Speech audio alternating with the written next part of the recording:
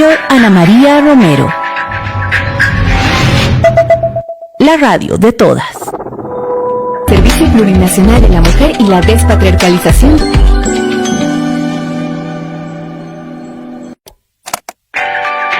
Radio Ana María Romero. La radio de todas. Servicio Plurinacional de la Mujer y la Despatriarcalización. ¿Cómo están? Muy buenas tardes. Damos inicio al programa Con la Fuerza de las Mujeres. Soy Araceli Ortega y el día de hoy estaremos hablando sobre un tema muy importante para nosotras las mujeres y la población en general. Estaremos hablando sobre los riesgos y consecuencias de un embarazo adolescente. Para ello, quiero presentar a la doctora Marianela Guerrero, quien es ginecóloga, obstetra infanto-juvenil, quien nos estará explicando y despejando todas nuestras dudas. Doctora, ¿cómo está? Muy buenas tardes. Buenas tardes, muy agradecida por la invitación y presta a conversar con ustedes sobre este tema tan apasionante para nosotros. Por otro lado tenemos a Mónica Núñez, quien es especialista de protección infantil de la Fundación Child Fund, quien también nos estará explicando este tema desde una mirada legal. ¿Cómo estás, Mónica? Muy buenas tardes. Acompañándoles y también feliz por conocerlas, conocer el trabajo que hacen en la radio y también por compartir con la doctora. Sabemos que el embarazo adolescente es un problema de salud global, doctora, además de que es la causa principal de mortalidad de niños de 15 a 19 años. En tal sentido quiero, doctora, por favor, si es que podemos iniciar esta entrevista definiendo qué es el embarazo adolescente, cuáles son sus riesgos, sus consecuencias y causas, por favor. Bien, el embarazo adolescente es aquel que se da entre los 9 y 18 años, porque la adolescencia es el periodo de la vida de una mujer que pasa de la niñez a la edad adulta y empieza a los 9 años y concluye a los 18. El embarazo adolescente se constituye en un embarazo de alto riesgo obstétrico para nosotros los ginecobstetras. Es un embarazo en el cual nosotros tendríamos que hacer un control mucho más estricto porque conlleva riesgos por la edad de la paciente. No solamente hablamos del tema físico, sino también biopsicosocial. Es por esa razón que cuando hablamos de una paciente con un embarazo entre esas edades que les he mencionado con anterioridad, nosotros tenemos que tomar acciones especiales. Y esta paciente, esta adolescente embarazada, tiene que ser tratada por un equipo multidisciplinario, no solamente por un médico, tiene que tener apoyo de un nutricionista, tiene que tener apoyo de trabajo social, apoyo de psiquiatría, de psicología, además del apoyo sobre todo familiar. Doctora, al hablar de un embarazo adolescente, ¿a qué edad ya una mujer estaría preparada para ser madre? En realidad nosotros tenemos una clasificación, ¿no? Tenemos, cuando hacemos un seguimiento prenatal, nosotros manejamos una historia clínica, que es la historia clínica perinatal, que se la maneja a nivel latinoamericano. Entonces, en esa hoja, claramente en rótulos de color amarillo están las edades de riesgo. Una mujer tiene factores de riesgo mayores si ésta tiene un embarazo siendo menor de 18 años o también en el otro extremo de la vida, si somos mayores de 35 años para nuestro primer bebé. ¿Ya una adolescente tendrá la madurez física y mental para afrontar este tema del embarazo, doctora? Obviamente que no. Un adolescente generalmente sabemos que no planifica su embarazo y también sabemos que en el mundo hay por lo menos al año 14 millones de adolescentes embarazadas, ¿no? Es un número en el mundo bastante significativo. Del total de los embarazos en el mundo, 10% son de los adolescentes y más aún en los países llamados en vías de desarrollo. Estas pacientes no van a tener la madurez biopsicosocial de las que les he hablado, ¿no? Bio, refiriéndonos a su cuerpo, psico, a su psiquis y social. Entonces no están preparadas para afrontar un embarazo como tal. ¿Cuáles serían entonces los riesgos, doctora, hablando a nivel biológico en cuanto al adolescente? los riesgos van a estar determinados también por el tema, sobre todo, es un tema de alimentación, por ejemplo. Vamos a ir con algunas cosas. Aquellas pacientes desnutridas van a tener, o las pacientes también que consumen alcohol, tabaco, pueden tener embarazos que van a terminar en amenazas de parto prematuro, en niños pretérmino, en niños desnutridos, con niños con retardo de crecimiento intrauterino al nacer. Entonces, también en los extremos de la vida se ha establecido que las embarazadas adolescentes pueden hacer hipertensión inducida por embarazo, que es una de las patologías más severas dentro de lo que es la obstetricia, ¿no? Ustedes han debido escuchar de aquellas pacientes que convulsionan en su casa porque la presión les sube. Entonces, se ha visto que en países andinos ese tipo de patología es más frecuente. En Estados Unidos casi ya no hay hipertensión inducida por embarazo, o en países donde su economía es mucho mejor. Entonces, nuestras pacientes adolescentes pueden hacer hipertensión inducida por embarazo, pueden hacer también, por el mismo hecho de que ellas no tienen una conciencia de lo que están viviendo, pueden hacer también ejercicios muy bruscos, pueden ocasionarse amenazas de aborto, amenazas de parto prematuro y otras. Entonces, es una etapa de la vida que conlleva muchos riesgos para el adolescente. Y en cuanto al bebé, los bebés pueden nacer prematuros, como les había dicho, pueden nacer con retardo de crecimiento intrauterino. ¿Qué significa esto? Que son bebés de término, que han cumplido los 9 meses, pero que son chiquititos y que también van a tener un desarrollo neurológico disminuido en relación a otros bebés. No estamos diciendo que van a salir con retardo mental, ojo, retardo de crecimiento. Son recién nacidos que han llegado al término, pero son pequeños para la edad gestacional. ¿Se acuerdan en la escuela? Los más chiquititos, los que están adelante, y nosotros más grandes, entonces esos son los que han tenido retardo de crecimiento. Nosotros decimos los pequeñitos, ¿no? Los más delgaditos del curso. Y además también, obviamente, eso va a conllevar que puedan tener algunos trastornos de aprendizaje. Uno de los riesgos más importantes del hijo del adolescente es el hecho que ella no va a tener conciencia de lo que es ser mamá ese ratito, ¿no? Entonces, ¿qué va a pasar?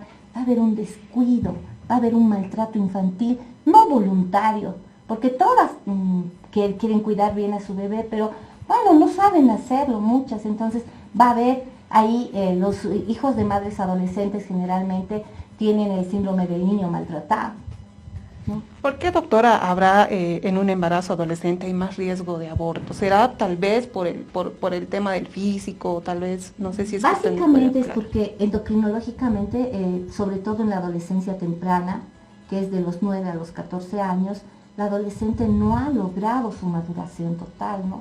Entonces puede tener amenazas de abortos incompletos, etc.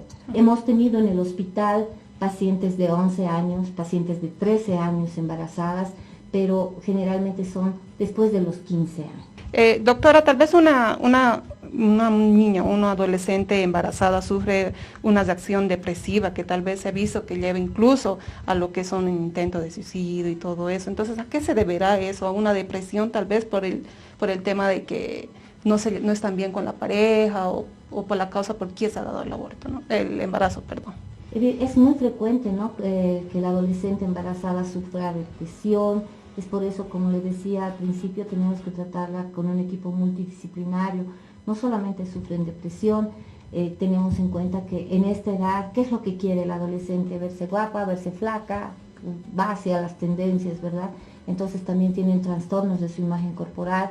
Tenemos embarazadas bulímicas, anoréxicas, porque ellas no quieren engordar, ellas no quieren verse con la pancita. Entonces nosotros tenemos que lograr un apoyo a nivel de psiquiatra, a nivel de psicólogo, pero también ahí está la familia, ¿no? Que tiene que apoyar si la adolescente en realidad decide, porque es una decisión de ella, continuar con el embarazo. Doctora, la mayor parte de los embarazos adolescentes en menores de 13 años es por estupro, violación, causas ajenas a la voluntad del adolescente, ¿verdad? ¿Qué se hace en ese caso, doc? Bueno, en ese caso ya se procede, si la adolescente está de acuerdo, a la interrupción legal del embarazo. a la interrupción legal del embarazo. ¿No? Tú, Mónica Núñez, tal vez nos puedes aclarar un poco estas dudas sobre la interrupción legal del embarazo, ¿no? Si es que tú nos puedes dar un poquito de tu conocimiento acerca de este tema. Bueno, tenemos esta sentencia, ¿no?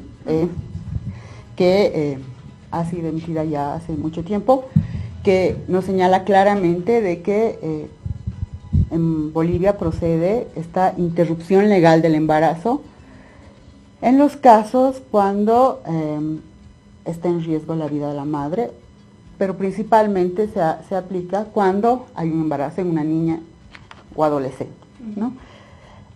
Conversábamos con la doctora y hablábamos de principalmente no es necesario tener una sentencia ejecutoriada, como se ha estado mencionando en algunos casos, sino simplemente una denuncia. Tampoco es necesario tener un proceso, sino la denuncia, ¿no?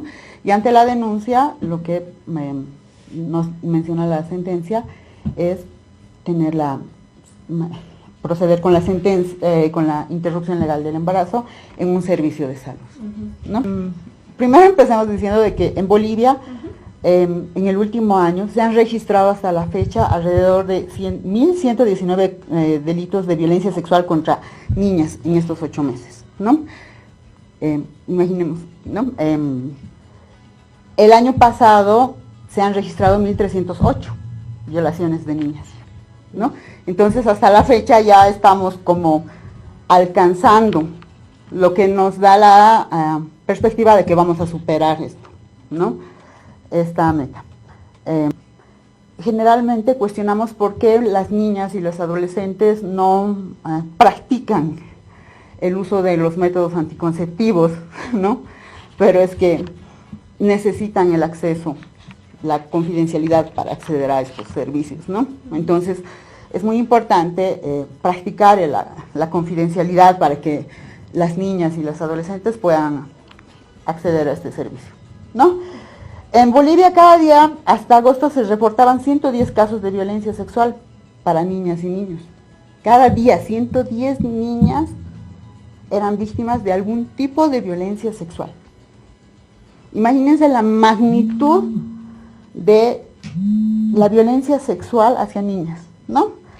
Según la Fiscalía General del Estado. Entonces, estamos hablando de un solo caso, pero imaginemos todos los casos que probablemente no se denuncien y toda la cantidad de casos. Cada 15 minutos una niña es víctima de violencia sexual en nuestro país, ¿no? Que van desde lo que comúnmente se llaman el manoseo, el acoso en las calles, ¿no? Lo que se ha naturalizado con el término de piropos, ¿no? A niñas que tienen que escuchar groserías las minimizamos, ¿no? Pero son cosas que gente adulta o otros niños les están diciendo, ¿no? Entonces se les vulneran sus derechos sexuales todo el tiempo. Cada 15 minutos una niña es víctima en este país. Hasta casos tan dolorosos como el que tenemos que escuchar, como niñas embarazadas producto de violaciones, ¿no? Y en la semana del caso de la niña de Yapacaní hemos escuchado muchos más casos, ¿no? De violaciones y estas cosas, pero la magnitud de la violencia sexual es muy fuerte en este país, ¿no? Entonces, pero esto nos enfocamos en el caso de la violencia sexual y del aborto, pero no nos enfocamos en las causas que están produciendo esto, ¿no? Y la respuesta que tenemos frente a esto, ¿no? ¿Cuál es la respuesta que como Estado, como instituciones estamos dando? ¿Y cómo estamos actuando frente a esto, ¿no? ¿Y cuál es la respuesta? ¿Y cómo estamos previniendo esto también como organizaciones, ¿no? ¿Cuál es la respuesta? ¿Cuál es el verdadero, la respuesta y el cumplimiento de protocolos que tenemos? ¿Y cómo se están incumpliendo los protocolos? O si tenemos realmente los protocolos adecuados dentro de los sistemas de salud, dentro de las defensorías, para que cuando una niña, una víctima de violencia sexual llega con este caso, inmediatamente se la atienda y la interrupción proceda tal como dice la sentencia constitucional y no esperemos semanas hasta que la interrupción realmente se haga difícil, ¿no? Sí, querida Mónica, permíteme un segundito, nos vamos a ir a un cortecito y de paso despedir a la doctora. Sabemos que estás con poco tiempo, doctora, entonces tal vez que quisiera usted dirigirse al público, a las niñas, a las jóvenes que nos están escuchando ahora, que al hablar sobre este tema que es el embarazo adolescente, ¿no? Bien, solamente terminar diciéndoles que en el Hospital de la Mujer ustedes van a encontrar un hospital amigo del adolescente y de la adolescente, porque nosotros estamos convencidos de que si un hospital, una entidad pública como es el Hospital de la Mujer, está abierta a sus cuestionamientos, sin reproches, sin juzgarlos, nada, ustedes van a poder venir hacia nosotros. Quiero invitarlos al consultorio 4, que si bien yo hago alto riesgo obstétrico, pero también me dedico a la adolescencia. Ahí van a poder también a tener un espacio abierto para poder preguntar. Más tarde acá nuestra amiga les va a dar mi teléfono, pueden whatsappearme. Trabajo mucho con adolescentes, sé que el medio de comunicación no es una llamada telefónica, ni a veces tampoco es una que ustedes van a tener el valor civil, les diría así, de ir a una consulta, sino pueden usar el WhatsApp. Y estoy presta a responder todas sus dudas. Si ustedes que están escuchando quieren reunirse entre 4 o 5 personas y que hablemos de algún tema, yo estoy presta porque el objetivo del hospital y el objetivo de Marianela en realidad es servir en esta última etapa de vida profesional que tenemos, porque Dios nos ha dado mucho, yo pienso eso y hay que retribuirlo de alguna manera. Entonces estoy abierta a cualquier llamada, a cualquier mensaje, pero ya saben dónde encontrarme de 8 a 2 de la tarde en el Hospital de la Mujer. Muchas gracias. Muchas gracias, doctora. Con eso nos vamos a un corte. Enseguida volvemos más con el programa Con la Fuerza de las Mujeres. Nos encontramos con Mónica Núñez, quien es especialista en protección infantil de la Fundación Child Fund. ¿Cuál es el objetivo de esta fundación? Además de que nos estará explicando este tema tan importante, que es la sentencia constitucional plurinacional que garantiza los derechos de las mujeres, ¿no? Trabajamos en alianza con organizaciones nacionales, con organizaciones aliadas, organizaciones socias, les decimos nosotros, o a veces socias locales, que son ellas las que implementan de manera libre. Como te contaba, trabajamos a través de, nosotros les decimos modelos de programas, ¿no? Que tienen el objetivo de fortalecer estas áreas, ¿no? Directamente. De 0 a 5 años le decimos a nuestro modelo de programa Creciendo Contigo, ¿no? Con los menores de 5 años, con los niños menores de 5 años, trabajamos directamente con los papás para fortalecer las habilidades de los papás en la crianza, ¿no? De los niños. De 6 a 14 trabajamos en este modelo que se llama Niñez Segura y Protegida, y trabajamos ya con los papás y los cuidadores, ¿no? Porque sabemos que no solamente las familias están conformadas por papá y mamá, sino tenemos estas formas de familias, ¿no? Diferentes. Entonces, con los cuidadores y los profesores para tener estos ambientes seguros y protegidos para los niños, pero también ya trabajamos con los niños. De 15 hasta los 24 nosotros trabajamos con este modelo que es pacto, que tiene 2 componentes, empleabilidad y participación ciudadana. Cada uno de estos modelos aborda los diferentes factores de riesgo que cada etapa de vida puede estar propenso a sufrir. De 0 a 5 años, los factores de riesgo principalmente se encuentran en la familia, ¿no? De 6 a 14 ya, como el niño va ampliando el sistema donde se desarrolla, entonces ya está la familia y la comunidad.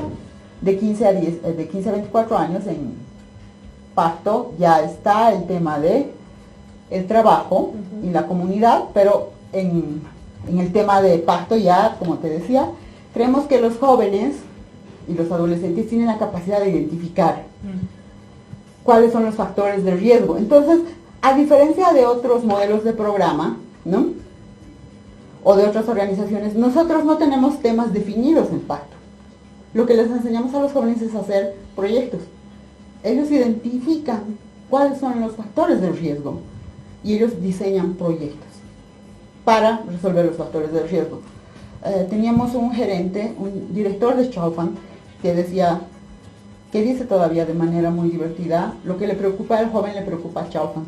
Y me decía, cuando yo era directora, asesora del programa de jóvenes, si al joven le preocupa la inmortalidad del cangrejo, a Chalfant le preocupa la inmortalidad del cangrejo y vamos a apoyar en lo que les interese. Entonces así los jóvenes trabajan desde temas de salud sexual y reproductiva hasta violencia en el fútbol. Hemos tenido proyectos que ellos han trabajado hasta en violencia en el fútbol. Porque si ellos creen que eso es algo que afecta a su desarrollo, entonces a nosotros nos interesa trabajar eso, ¿no? Eso es lo que hacemos en Pacto. Y transversalmente tenemos el tema de Me Quiero, Me Cuido, que habla sobre este tema de sexualidad y salud sexual y reproductiva, porque es un factor de riesgo que, con los datos que hace rato les daba, atraviesa todas las etapas de vida, ¿no? Es un riesgo en la niñez, en la adolescencia y en los jóvenes, ¿no? Entonces es algo que nosotros trabajamos desde la niñez hasta la adolescencia y en los jóvenes, ¿no?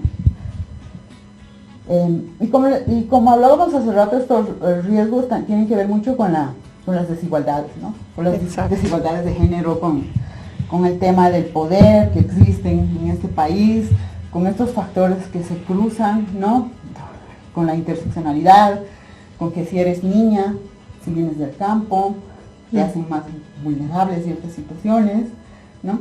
No nos olvidemos de que todavía vivimos en una cultura machista, en un sistema patriarcal que determina estas relaciones de poder y de género, que, bueno, hay que reconocer, somos diferentes, ¿no?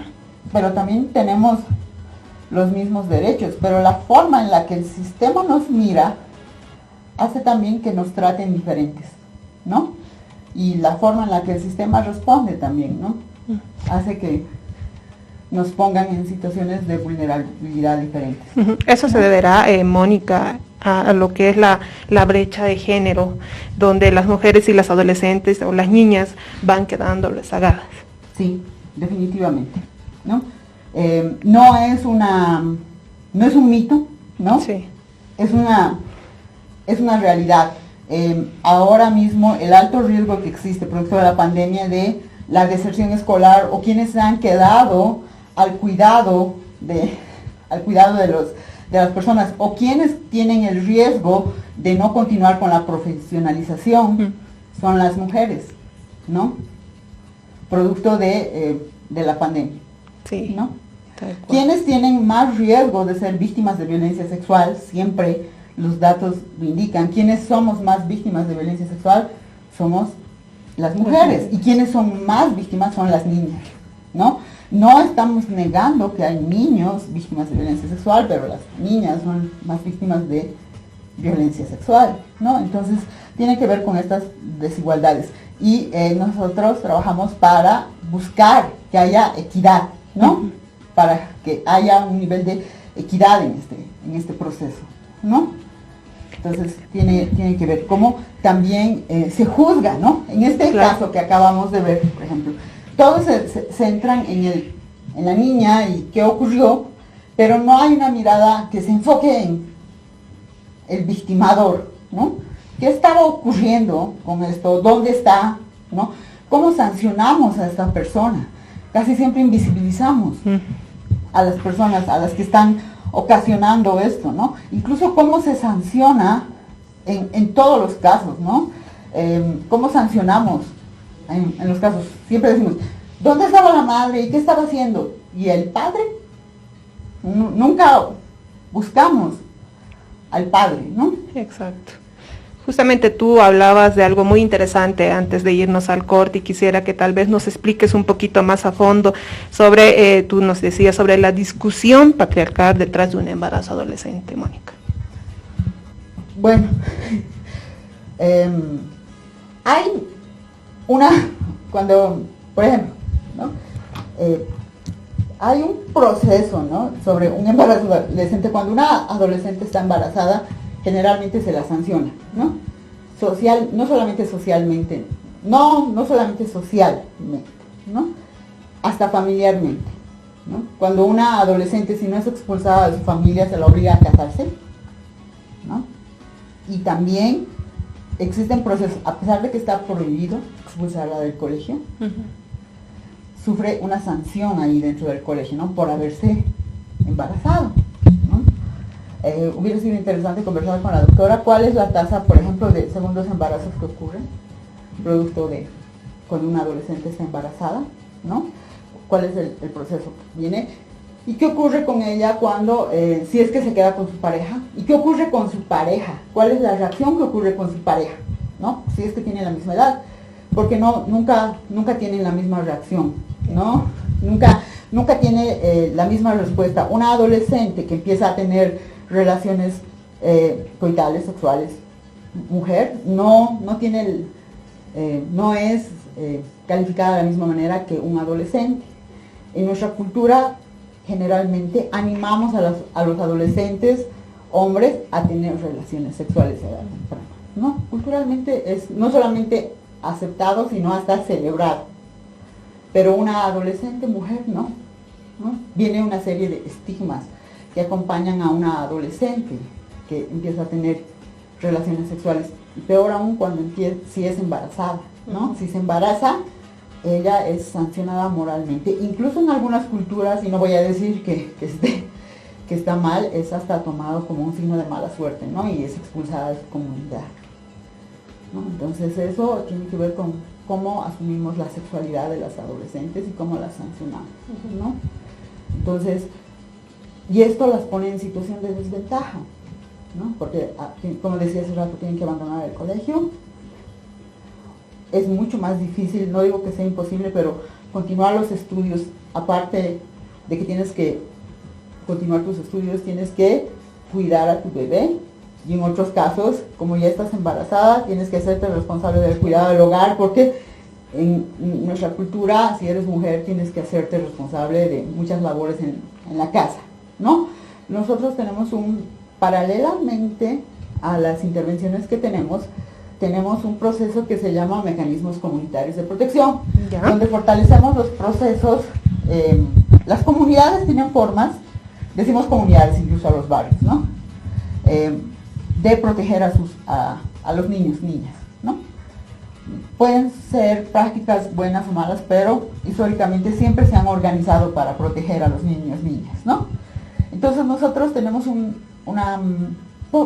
sistema para fortalecer estos procesos ya, si es que están dentro de las comunidades. Y antes de empezar el trabajo, tenemos un sistema que se llama el diagnóstico comunitario, donde exploramos qué han estado haciendo antes de que nosotros empecemos a trabajar con ellos.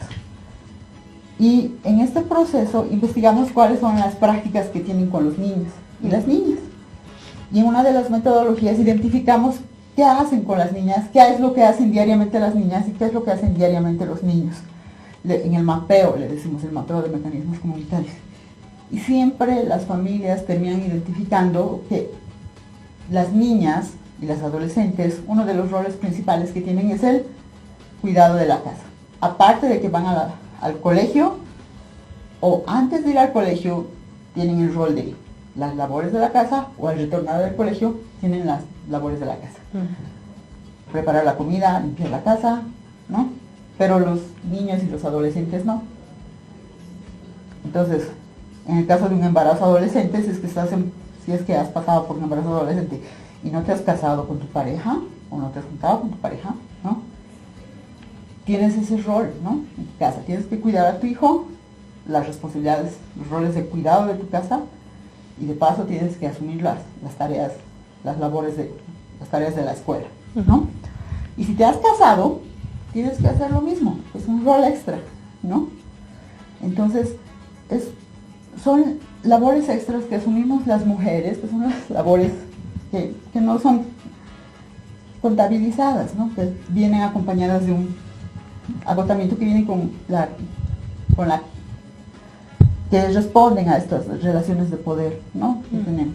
Todavía las mujeres somos consideradas propiedad. Exacto. De los hombres, las niñas más, y esto tiene que ver con... Esto se deberá tal vez, Mónica, a un problema estructural ya de tiempo atrás, tal vez.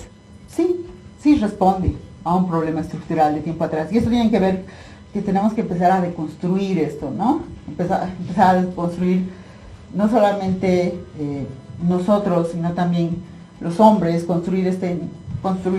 deconstruir y construir estos nuevos procesos, ¿no? De cuál es nuestro rol, cuál es nuestra posición en la sociedad, ¿no? Cuál es el rol de los hombres, ¿no? Cómo construimos nuestras relaciones, cómo se están construyendo las relaciones a través de estas relaciones basadas en la violencia, ¿no? Donde las mujeres son propiedad empiezan siendo propiedad de sus familias y luego, tras ciertos ritos, pasan a ser propiedad de sus maridos, ¿no? Exacto. Entonces, es eso, ¿no? También la sentencia constitucional habla sobre eso, ¿no? Sí, justamente eso, ¿no? Sí, justamente eso, tal vez. Sí, Mónica, si es que nos puedes explicar un poco acerca de la sentencia constitucional plurinacional que estabas tú también hablando ahora. ¿No? Sí, la sentencia no solamente abarca esto de este procedimiento que habla del aborto, ¿no? Que no es propiamente la despenalización del aborto, sino la interrupción legal del embarazo en ciertos casos, ¿no? En ciertas situaciones. También habla de algunos casos que eran considerados, podríamos decir, que eran considerados patriarcales, ¿no? Uno de estos era esta práctica, ¿no? Que teníamos en Bolivia, que estaba dentro de nuestro Código Penal, que era esto, ¿no? Alguien podía robarte el rapto con fines de matrimonio. Entonces, ya, gracias a esta sentencia constitucional, esta figura ya ha sido eliminada, ¿no? Entonces, porque en Bolivia el secuestro con fines de dinero, es decir, si alguien te secuestra y pide dinero en tu para devolverte, eso es un delito. Pero en nuestro Código Penal antes, si alguien te robaba con el objetivo de casarse contigo, eso no era un delito, ¿no? Entonces esta sentencia constitucional ha anulado eso, ¿no? Para que veamos cómo era de patriarcal nuestro Código Penal antes, ¿no? Me estoy enterando ahora, realmente impresionante. ¿No? Sí, bueno, pero volviendo a este tema de la sentencia constitucional, sí. Y hablando específicamente sobre este caso, ¿no? La sentencia constitucional prevé que la decisión sea tomada siempre respetando el bienestar de la niña o de la víctima en este caso, ¿no? Yeah. Y eso hay que tener claro. El bien supremo en la sentencia constitucional es la niña o la víctima, ¿no? Hay un principio que prevé la Convención de los Derechos del Niño y nuestro Código Niño y Niña Adolescente, que dice que ante todo, el principio de no hacer daño, no vamos a hacer más daño nunca del que hemos encontrado, es decir, ya se ha cometido un delito, en este caso es una violación, ¿no? Y nuestras acciones no deberían hacer más daño, ¿no? Primero. Y el otro principio que debemos anteponer siempre es el interés superior del niño. Estos dos principios son los que tienen que primar al momento de proceder, ¿no? Yeah. Entonces, lo importante es que los garantes de derechos, en este caso, los servidores públicos, el servicio de salud y el otro garante de derechos, que sería la defensoría, tomen la decisión, y el otro garante de derecho, que en este caso serían los padres de familia, no voy a decir, en un caso que se presente, ¿no? En el caso que se presente esta situación, Yeah. tomen una decisión informada, ¿no? Los servidores públicos sepan cuáles son los riesgos y las consecuencias que pueden ocurrir, que van a ocurrir en la interrupción, y en base al análisis de todos los riesgos y consecuencias se tome una decisión informada, ¿no? Y este debería ser el procedimiento que va a surgir. Entonces, la persona que va a proceder con la interrupción del embarazo puede ser la niña, ¿no? O su mamá, o sus cuidadores, sepan, ¿no? Y tengan el respaldo. Pero puede que decidan continuar con el embarazo, pero esta decisión tiene que estar libre, ¿no? Tiene que ser una decisión libre e informada. libre de cualquier presión, ¿no? Y informada, pero como digo, sin ningún tipo de presión o que medie cualquier tipo de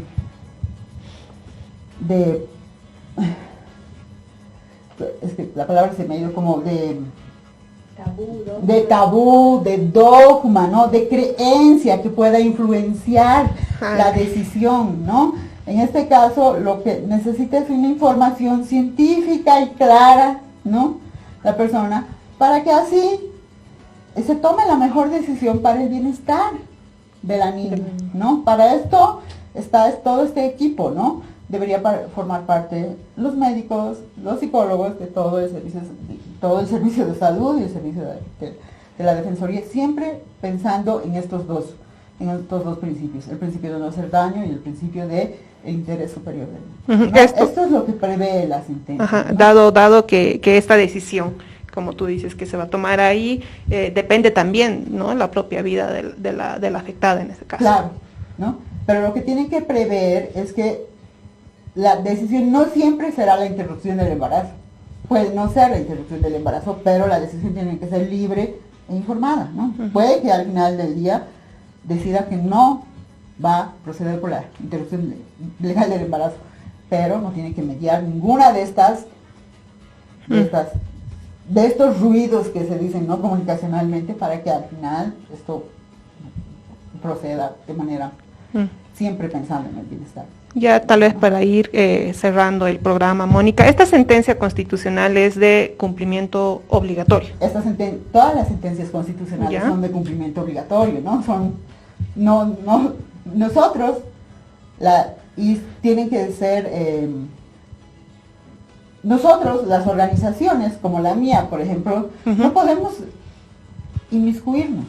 El rol de nosotras las organizaciones es mediar para que las personas, las víctimas en este caso, accedan al procedimiento, ¿no? Y tomen la decisión informada. Ese es nuestro rol, ¿no? No podemos ni siquiera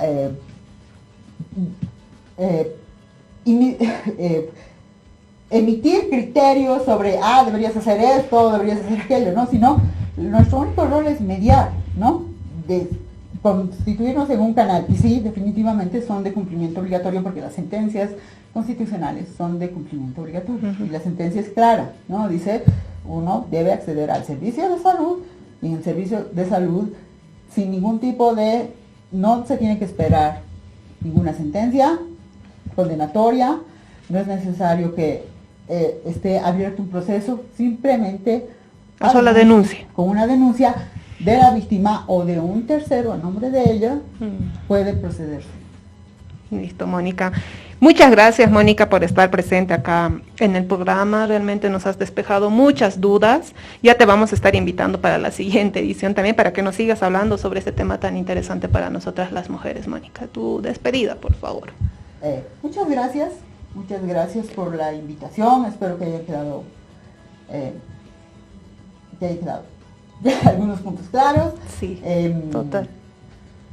Creo que es un espacio muy interesante para conocer el trabajo que estamos haciendo, pero también creo que es un espacio interesante para compartir con otras organizaciones lo que estamos haciendo, ¿no? Y para dar a conocer los avances que tenemos. Sin duda, tenemos muchos avances a nivel país, ¿no? Y creo que la información es importante para llegar a las comunidades, a las familias, sobre cómo pueden acceder a una justicia, ¿no? La información es poder, como dicen, y eso es cierto, ¿no? El derecho es...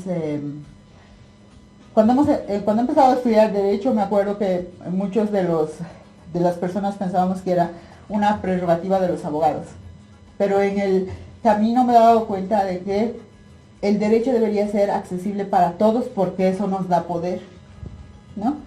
Y mientras más personas conozcamos nuestros derechos, eso nos hace más iguales. Y creo que este medio es un paso más para lograr eso. Entonces, muchas gracias por invitarme. Muchas gracias.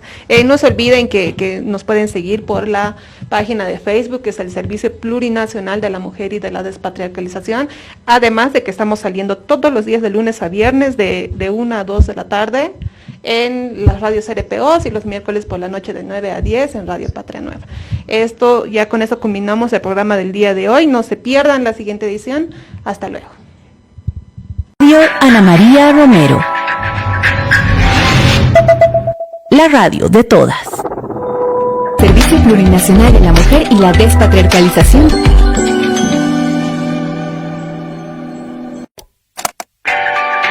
Radio Ana María Romero. La radio de todas.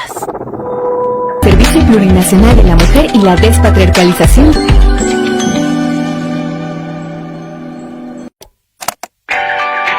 Radio Ana María Romero. La radio de todas. Servicio Plurinacional de la Mujer y la Despatriarcalización.